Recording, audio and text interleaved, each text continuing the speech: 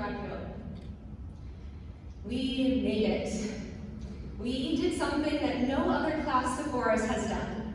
We spent the last full academic year living in a global pandemic, and we survived. We came through to the other side stronger than when we started, ready to take on whatever life throws at us as soon as we walk out of these doors, because it's already thrown us a lot. We know more about Zoom than we would care to admit, and have even mastered matching our masks to our outfits. But none of that defines us or the fact that we are graduating today. Graduation is not defined by a cap, a gown, a sheet of paper, or a mask. It's defined by the commitment and courage it takes to move forward to bigger and better things. We have had the opportunity to learn and grow through our time at USF. We were all here for 1 year, or 4. The University of Sioux Falls has been the place where we have grown into the people that we are today. When I came in 4 years ago, I was scared. I was naive. I didn't know my worth in my craft or as a person. Through the friendships that I have made and opportunities that I have been given, I can confidently say that I am not the person that first stepped onto campus in 2017. That didn't come without a lot of work. The amount of tears up the bathroom across from Meredith Auditorium that's seen is far more than I would like to admit. But it is through those tough times and through the work that I've learned. I've learned to say no when I know I already have way too much on my plate so someone asks me to jump on a project. I've become a lot better about asking for help when I need it because I would not have made it through some of my lowest moments without the support of my amazing friends and professors. I've learned to fail, and once I've done so, pick myself back up again. My professor failed me on March 3rd, 2021. He failed me in a class I was just taking for fun, Business of Theater. Now, before I continue, I need to give an explanation of what this class is. Business of Theater is a class that turned into learning every aspect of theater that 4 seniors, and 1 junior wanted to learn before the seniors graduated. We're talking lighting, stage management, voiceover work, money. Honestly, the list is quite extensive. The class started with all 5 of us taking the Enneagram to learn why we do what we do, followed by a market presentation about, realistically, what life could look like after graduation. This is a project that I will never forget as long as I live, and not just because my friends won't let me live it down. He failed me. Not only did he fail me, but when asked what grade I deserve on the project, the class all gave me a D- or lower, which, by the way, is failing in a class within your major. Before I keep bashing my friends, let me give you the whole story. I did my presentation on moving to Vallejo, California. Why Vallejo? I'm glad you asked. Because it's outside of San Francisco, and who doesn't love San Francisco? Did I use a lot of sarcasm in my presentation? Yes. Did I use any real information that could be even remotely helpful if I were to actually move there? No. Was any portion of the presentation even remotely realistic? No. But did I include everything on that rubric for that presentation? Yes. So why did he fail me?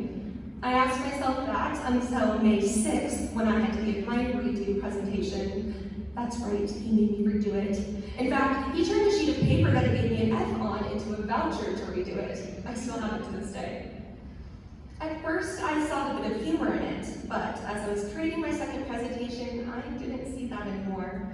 I had so much on my plate, including writing this speech, that doing a redo presentation was the last thing that I wanted to do. But I swallowed my pride and I did the presentation. I went all out. We're talking diagrams, photos, transitions, the works. I ended the presentation the same diagram that I ended the first one. The probability of actually doing it on a scale of 1 to 10. My first presentation was at a 2, definitely not doing it. My final was a 10. It was my life. What I learned through this process was not about what I need to do immediately following graduation, where I'll live, my job, what kind of insurance I'll need. I already had all of that figured out. What I did learn was the importance of failing. I would be lying if I said at the beginning of the semester that I did not feel invincible. I'm not proud of it, but I did. I had been given a once-in-a-lifetime opportunity alongside 4 other seniors to put our own shows in Meredith Auditorium as part of the senior show series. I had a dream creative team consisting of Joe Hyatt, Apollonia Davalos, and Josh Mary. I had a phenomenal cast, rehearsals were amazing, everything was going well. Too well. And I let my ego get the best of me.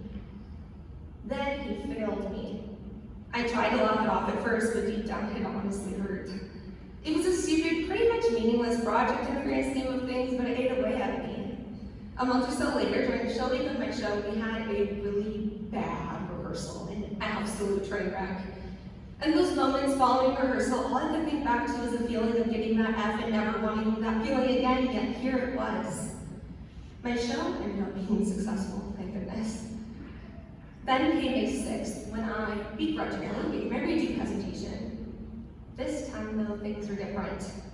Instead of sitting in that failure defeated, I rose above it and did not let it define me. This time, when asked what grade I deserved, my class all passed me, and so did the professor. It's not about the failures that we have, and I can guarantee we are all going to fail or come short at some point. It's about what we do with that lesson that defines the experience. A wise man once told me on April 19, 2021, there is no supposed to. There is only knowledge, and then you make a decision. Joe Obermueller, Associate Professor and Theater Program Director. Granted, the context of this quote was when I asked whether I was supposed to move all of my money from my checking account to my savings account in my business and theater class, but I think that this still applies. Yes, Joe O is the same professor that failed me. He's a wise guy.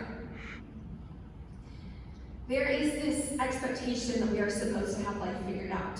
We are supposed to have a job in our field when graduating. Our family wants to know what our plans are. Our dentist asks what we plan to do with that degree.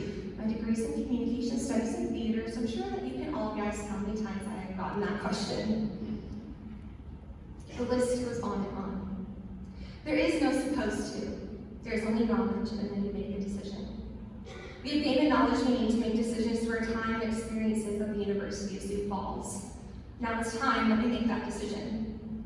Speaking of financial week, my business theater class, in our final day of financial week, we had a guest speaker, Ryan Kahns. He asked us a question that will always stick with me.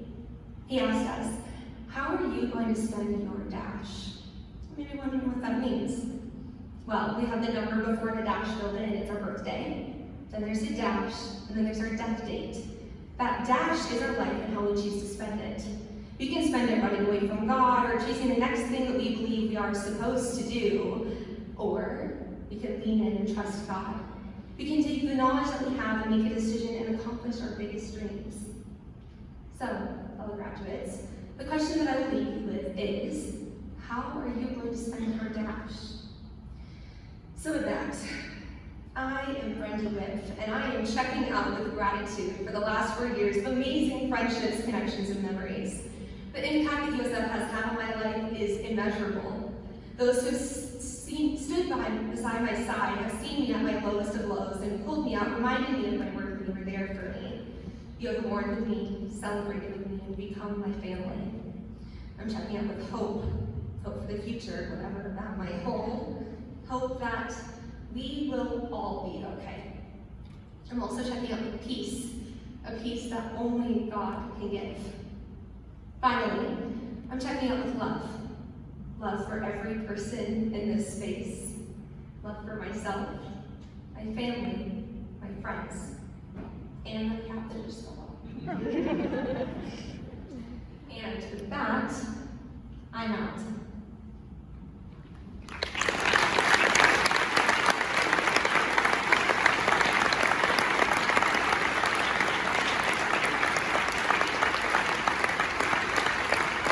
On behalf of the very grateful USF community, our families and friends, thank you for a wonderful message. I somehow suspect that your story of failing will not ever leave you, and I'm sure you'll overcome most anything you want to overcome in life. We do have a gift for you. This is not an easy task to step before your peers and an audience, so thank you so very much for sharing your heart with us.